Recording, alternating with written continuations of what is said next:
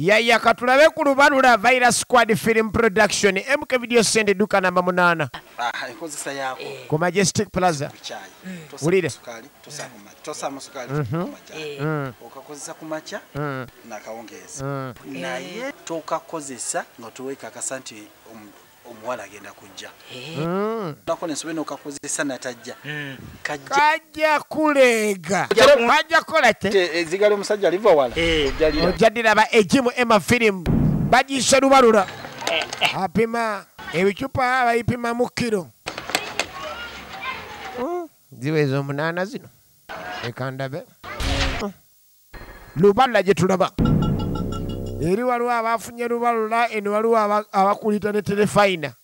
nunda banga sizze manya bumanya nti ngenze woli agabe nyingi gwe bikaseera 15 kati ebicupa byange byenkuŋŋaanya bigenda woli omwami yalina ku sente olime nkuŋŋaana nembadde nkwegayirira na bweteme ulire enkwano ensingi limu bwedi ulire enkwano banga kitalo nomalo njagala bane na bweteme enzobeero nyambye banne yanywa kalubalula nyamba munangompe yabanna yakimalayo tofukamira ayina enkwana ya medi yegayirira medi emuke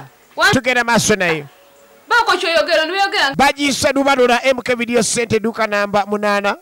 mwale gwa kutano ku Majestic Plaza songa ku discount mall bali 14 nayenga byayogera gemazima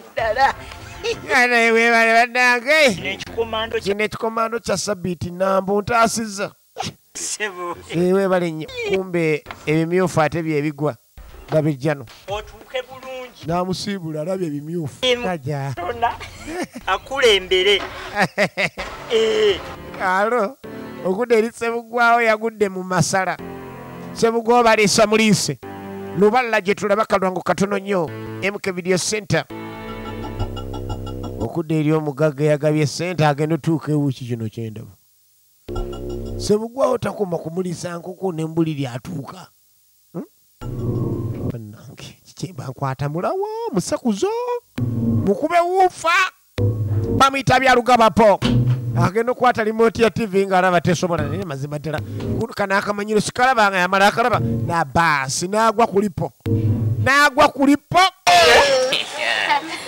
bane bebi ogamba kisekoote bane namwe mubula bane sekote njate kuluma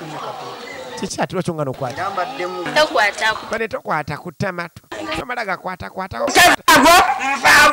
eyekyango bwe mutavaawo nvaawo eyanywa lubalula neyekyanga bamusaaliza bo bali ku nsali ye talina kyakwata omawo badde esatwala eri musaaga kye nga mwe mufuna nze sifuna gasiya buloolo bagiise lubalula MK Video Center ojjo gisanga ku Majestic Plaza